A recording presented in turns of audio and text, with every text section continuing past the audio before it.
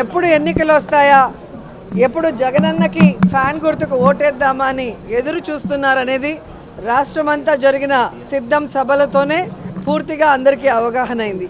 ఎందుకంటే ఆ సభల్లో మీరు చూస్తే కార్యకర్తలే కాదు, ప్రజలు కూడా, లబ్ధిదారులు కూడా ఏ విధంగా స్టార్ క్యాంపెయినర్లుగా ప్రతి నియోజకవర్గం నుంచి ఈరోజు లక్షలాది మంది వచ్చి జగనన్నతో మేమున్నాం, మేము మీ వెనుక సిద్ధంగా ఉన్నామని చెబుతుంటే నిజంగా చాలా హ్యాపీగా ఉంది.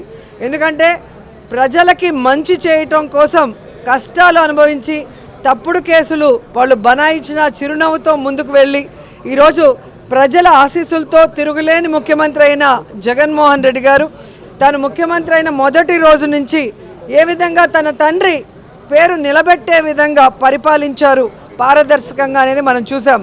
అందుకే ఈరోజు జగన్మోహన్ రెడ్డి గారు నేను మీ కుటుంబానికి మంచి చేశానని నమ్మితేనే నాకు ఓటేయండి అని దమ్మున్న నాయకుడిగా అడగటం జరిగింది. దేశంలో ఏ రాష్ట్రంలో ఏ ముఖ్యమంత్రి కూడా ఇంత దమ్ముగా ఎవరిని అడగలేరని కూడా ఈ సందర్భంగా తెలియజేసుకుంటున్నా. ఎందుకంటే చెప్పాడంటే చేస్తాడంతే, చేశాడు కాబట్టే ఈరోజు ధైర్యంగా అడగగలుగుతున్నారు.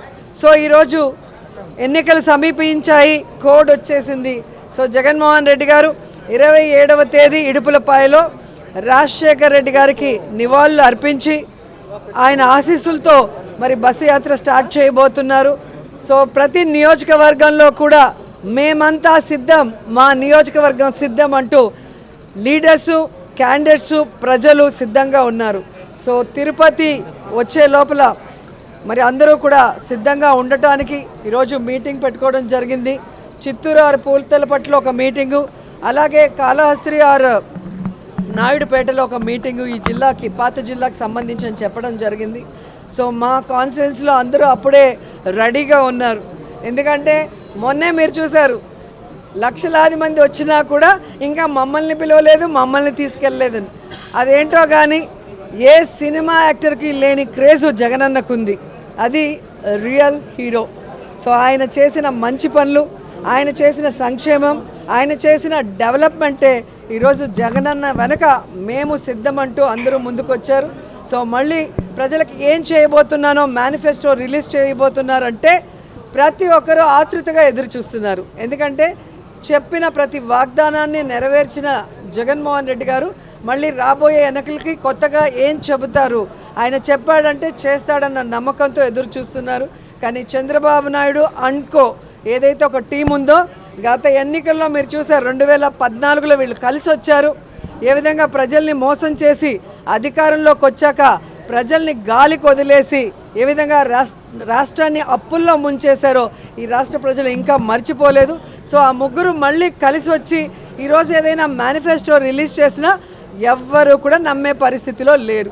ఎందుకంటే ఇదే తిరుపతిలో వెంకన్న సాక్షిగా ప్రత్యేక హోదా ఇస్తామన్నారు, వెంకన్న సాక్షిగా బాబు వస్తే జాబ్ వస్తుందన్నారు, వెంకన్న సాక్షిగా ఎన్నో చెప్పారు. ఆ వెంకన్నకే ఈరోజు శటగోపం పెట్టాలన్న ప్రయత్నం చేస్తున్న వీళ్ళకి ఖచ్చితంగా వెంకన్న బుద్ధి చెప్తారు అని కూడా ఈ సందర్భంగా తెలియజేసుకుంటున్నా. ఎప్పుడైతే తెలుగుదేశం పార్టీ, జనసేన వాళ్ళ అభ్యర్థుల ఫస్ట్ లిస్ట్ రిలీజ్ చేశారో ఆ రోజే రాష్ట్రమంతా మీరు చూశారు వైఎస్ఆర్సీపీ సంబరాలు చేసుకుంది. అంత ఏమంటారో అంత పేలవంగా ఒక candidate list Telugu Desam, Janasena release చేయడం జరిగింది. మొన్న ఈ ముగ్గురు కూటమి ఏదైతే ఉందో, బీజేపీ, తెలుగుదేశం, పవన్ కళ్యాణ్ మీటింగ్ జరిగిందో దాంతో అందరికీ అర్థమైపోయింది 175కి 175 వైఎస్ఆర్ కాంగ్రెస్ పార్టీ రాబోతుంది, మళ్ళీ జగనన్నే ముఖ్యమంత్రి కాబోతున్నారని. ఎందుకంటే ఈరోజు ఈ మీటింగ్కి బీజేపీ వాళ్ళు, జనసేన వాళ్ళు అందరూ కూడా బాయ్కాట్ చేశారు. అండ్ సీనియర్ మోస్ట్ లీడర్స్ ఎవరైతే తెలుగుదేశం పార్టీకి పనిచేశారో వాళ్ళు కూడా ఈరోజు సీట్ల పంపకాల్లో ఎంత దూరంగా ఉన్నారో మీరు చూస్తున్నారు. అంటే వేరే వాళ్ళు సీట్ ఏదైనా మారిస్తే దాన్ని ఎంత పెద్ద తప్పుగా చూపించిన చంద్రబాబు నాయుడు ఈరోజు ఏం సమాధానం చెప్తాడు? ఎన్నో సంవత్సరాలుగా తెలుగుదేశం పార్టీ జెండాను మోసిన వాడికి ఈరోజు సీట్ లేదు. ఎలాంటి వాళ్ళకి సీట్లు ఇచ్చారో మీరు చూస్తున్నారు. ఇక జనసేన గురించి అయితే చెప్పాల్సిన అవసరమే లేదు. 24 సీట్లు అన్నాడు, గాయత్రి మంత్రం అన్నాడు, అశోక చక్రంలో ఊచలు అన్నాడు. ఇప్పుడు 21కి ఇంకా త్రివిక్రమరావు డైలాగ్ రాసిచ్చినట్లేడు, అది చెప్పట్లేదు. ఆ 21లో కూడా దాదాపుగా 11 తెలుగుదేశం పార్టీ వాళ్ళు, మిగతా వాటిలో మెజారిటీ వైఎస్ఆర్ కాంగ్రెస్ నుంచి వెళ్ళిన వాళ్ళే ఉన్నారు.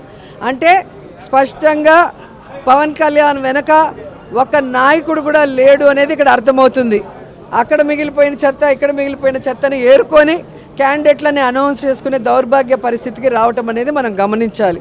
అండ్ ఈరోజు సీట్ల పంపకాలు కూడా కాన్స్టిట్యున్సీలు, ఎంపీలు కానీ ఎమ్మెల్యేలు మీరు చూస్తే ఎవరెవరికి ఏం అలాట్ చేస్తారో మీకు పూర్తిగా అర్థమైపోతుంది. చంద్రబాబు నాయుడు బీజేపీని, జనసేనను మోసం చెయ్యాలి అన్న ఆలోచనతో సీట్ల పంపకాలు ఎలా చేశాడు, ఆ సీట్లలో కూడా తన అభ్యర్థుల్ని ఎలా పంపించి పెట్టుకున్నాడో చూశారు. కాబట్టి ఒకరికి ఒకరు పడక మొత్తం ఆ కూటమి అంతా జీరో అవుతుంది.